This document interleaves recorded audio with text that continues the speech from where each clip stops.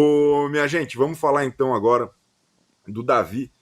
Pô, o Davi esteve em São Paulo e não ligou para nós. E já começa por aí. Né? Eu aceito, eu lido numa boa. Ele não falar com a Mani, ele não conversar com a mãe, mas ele vir para São Paulo e não ligar para nós, porque a gente podia ter ido no Jones com o Davi, com ele pagando.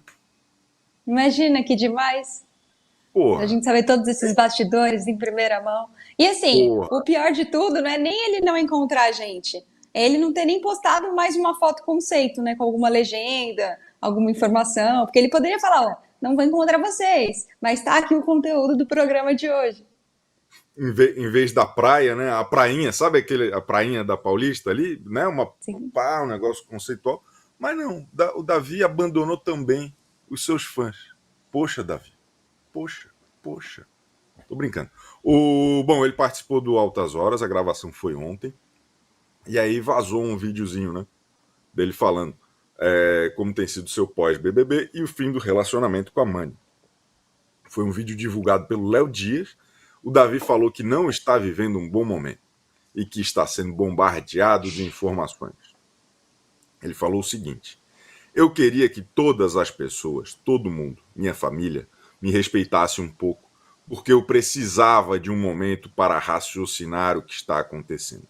Só que, em geral, não me respeitaram muito. Me bombardearam de informações. Eu parei na cama e fiquei em estado de choque. E até minha própria ex-namorada, ela terminou comigo. Não soube me respeitar o meu momento, o que eu estava vivendo.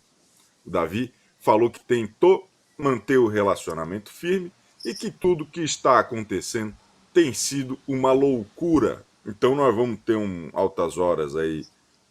Eu diria que nessa colcha de retalhos, nesse mapa do tesouro que nós estamos tentando desvendar desde o fim do BBB, o Altas Horas, de Serginho Grosman, tem tudo para ser um importante elemento nessa construção dessa narrativa toda, aí pré-documentário. Eu estou muito curioso para ver o conteúdo na íntegra, não é verdade? E chocam essas informações dadas pelo Davi. Quando ele pede um pouco de espaço, quando ele pede um pouco de respiro, né? Fica aí a impressão de que, porra, os 100 dias, né? Até tem um termo nos reality shows da Record, que é a cabine de descompressão. Faltou uma cabine de descompressão para o Davi, no sentido de que ele passou lá trabalhando intensamente, acordando 5 horas da manhã, indo dormir às 2, durante 100 dias, totalmente focado naquilo lá. Ele teve uma transição aí para a vida real aparentemente traumática, com muita gente demandando muita coisa dele, né? A família, todo esse rolo aí de empresário, de sei lá o quê, de grana e tudo mais. Então, eu imagino que não esteja sendo realmente um simples pós-BBB, e eu começo a acreditar também. Será que está rolando uma maldição da vitória do BBB? Porque o Arthur Aguiar não, reclamou muito do pós dele. A Amanda reclamou muito do pós dela.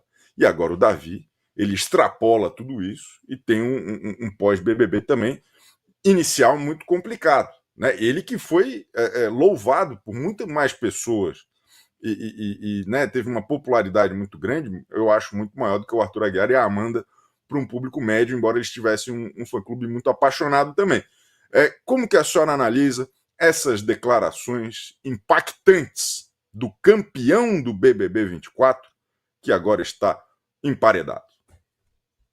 É a primeira nova versão ali do Davi, né? Porque até então, tudo que a gente tinha visto dele nas lives, na entrevista ao Fantástico, até no É de Casa e no Mais Você, era de que ele estava com a Mani, né? E até no Fantástico, quando já se sabe do rompimento, ele diz o quê? Que está disposto a seguir com ela, que quer conversar com ela.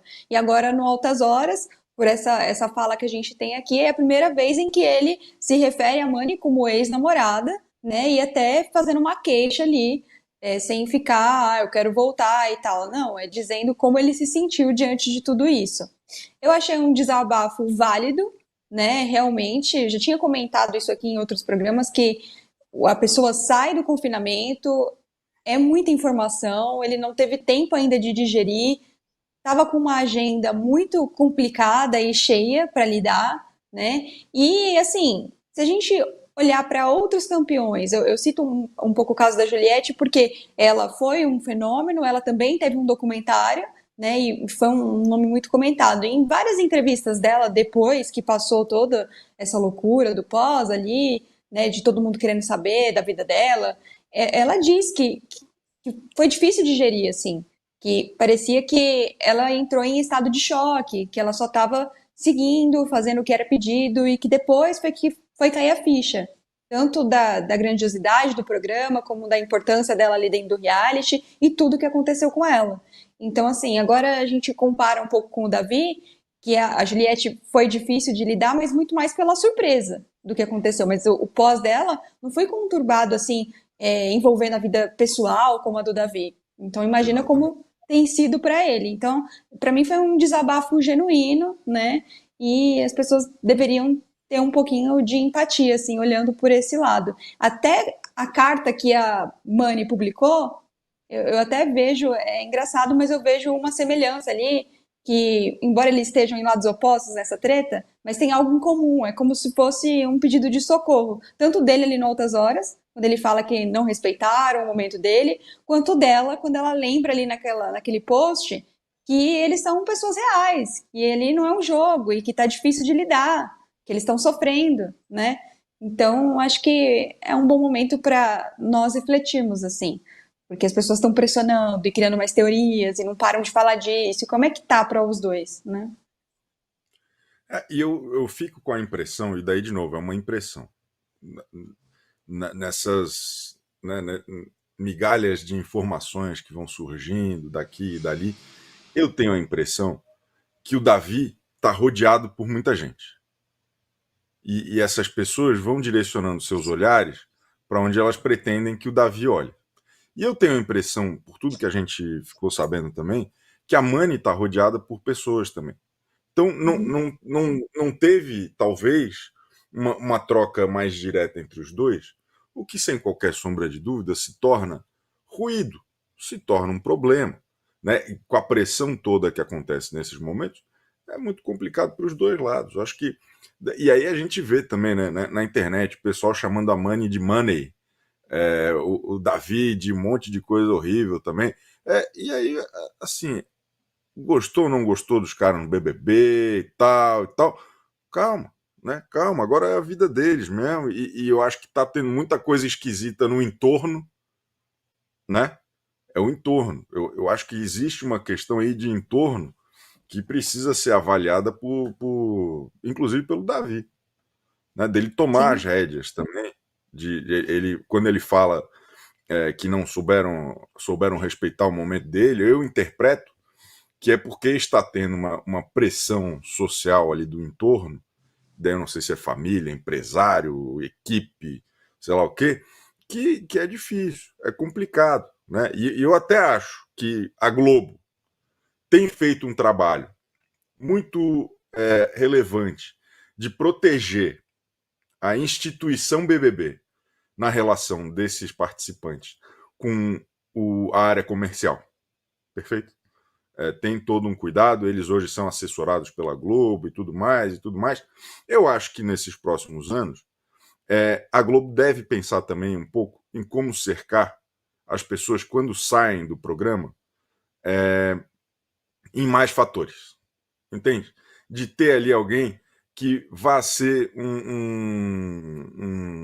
como que eu posso dizer, um porto seguro de alguma maneira, de falar assim, ó, você ganhou, tem isso aqui, essas são as possibilidades, você agora.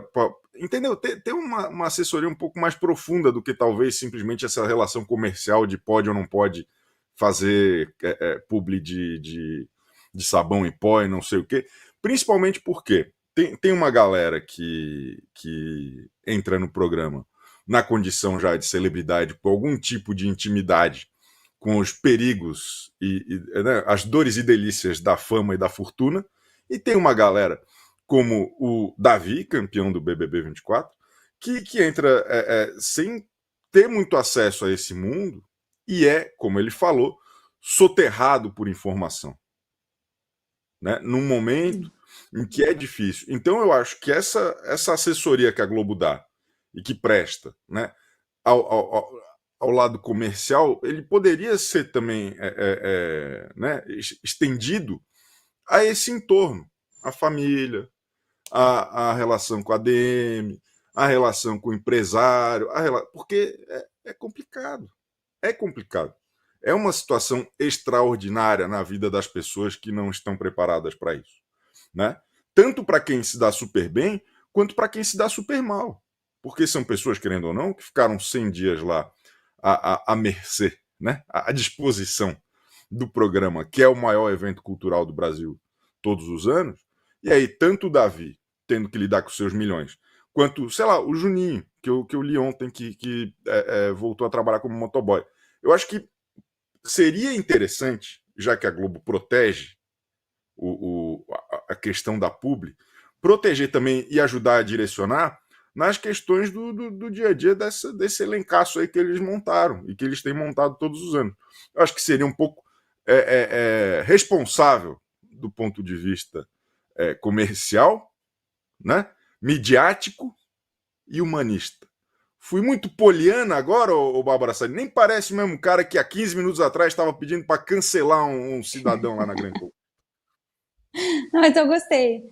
Eu concordo. E se a gente for ver essa proteção, porque assim, é uma proteção que tem que ser uma proteção de fato, não só para brecar, né? Não só para dizer não.